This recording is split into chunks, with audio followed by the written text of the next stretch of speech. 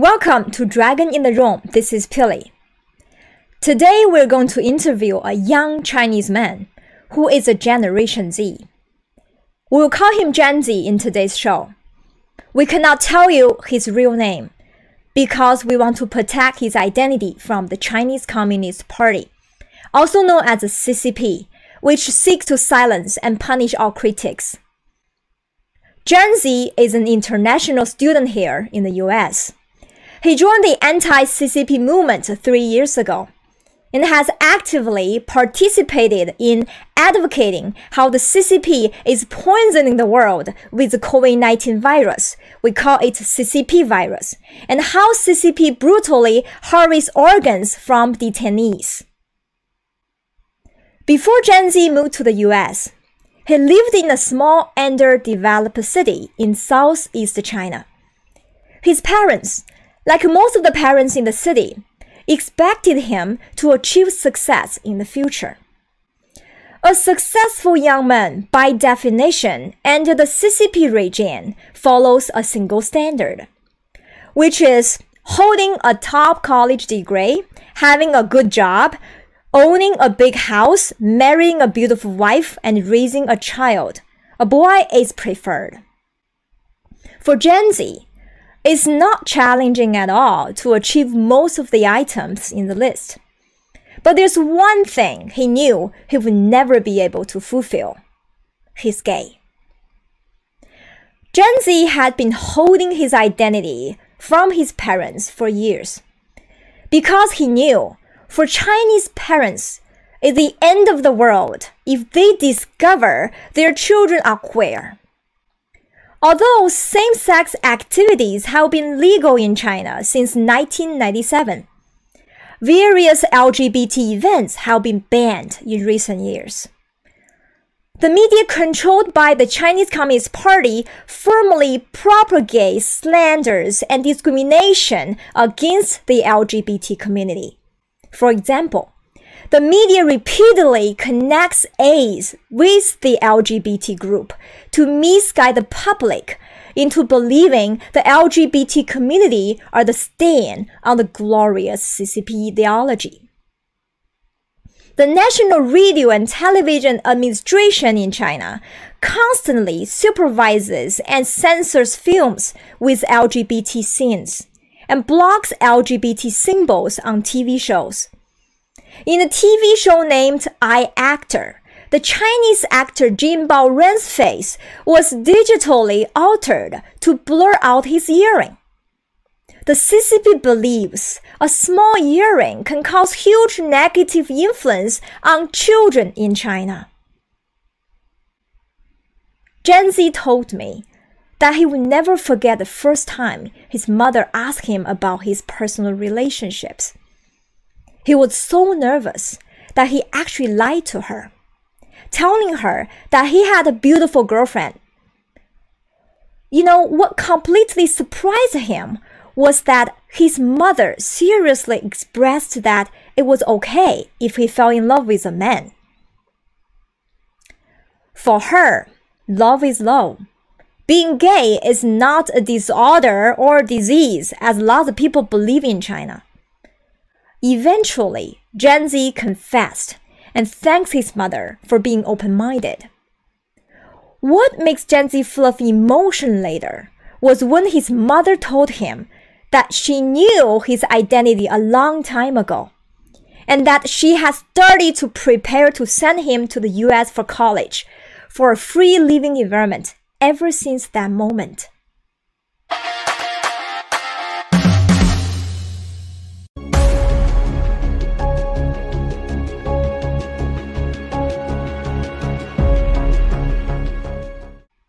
Now let's hear more from Gen Z himself. Gen Z, welcome to Dragon in the Room. Very happy to have you here today. So, what do you feel about being gay in China? Hello, Pili. Thank you so much for having me. I'll be 100% honest with you. I didn't feel included while growing up under the CCP regime. Sometimes I even felt suppressed for being myself. I remembered when I talked to my best friend about a LGBT movie that I love, And you know what he said to me? He asked me not to talk about it because it is a taboo. People are so afraid of even talking about LGBT-related topics because they don't want to be regarded as abnormal or singled out. I'm sorry to hear that. It's very sad. So, why do you think LGBT was discriminated against in China? Well, Peely, you know the well-known story of the emperor's new clothes, right? The dictator in China knows that millions of Chinese people belong to the LGBT community. But he doesn't care because we don't fit into his so-called harmonious society. He would rather pretend that we don't even exist. It's as ridiculous and arrogant as the emperor in the story. Given the current population density, statistically speaking, China should have the world's largest lesbian, gay, bisexual, and transgender population. Yet, all kinds of regulations, such as one that you just mentioned, deliberately make us invisible.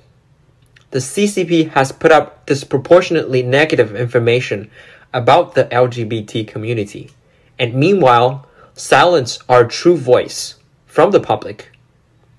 As a result of this, the public misguidedly believe that we are a disgrace, disgusting, and even inhuman.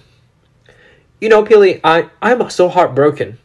Every time I see my friend hiding in a closet, pretending that they are like everyone else, I have become more determined to be one of the kids who tell others that we are not invisible, and we should sunshine our identity fearlessly.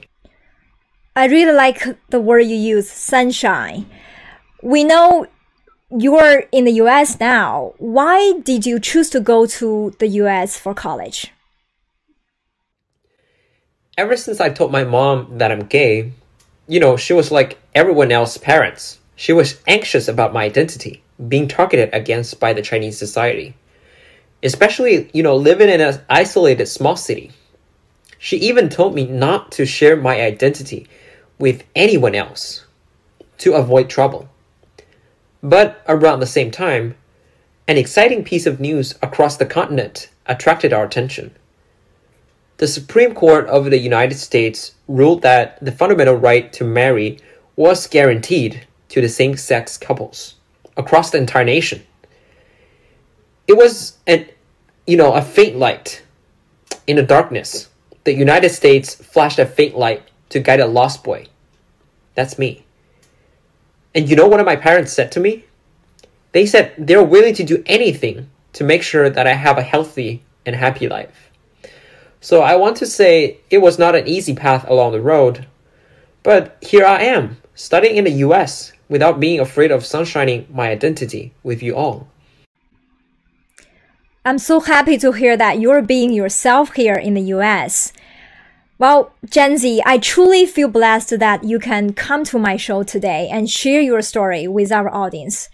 Because I know there are millions of Chinese lost boys and girls out there, just like you, hesitating to share their stories.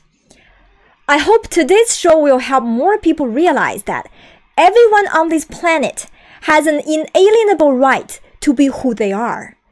We also want to show our Chinese audience that in the middle of our country ruled by the CCP, there is also love.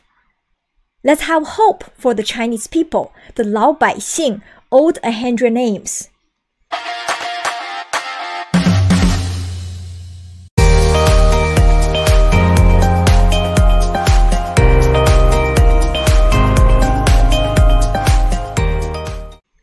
This is Dragon in the Room. Thank you for watching. See you next time.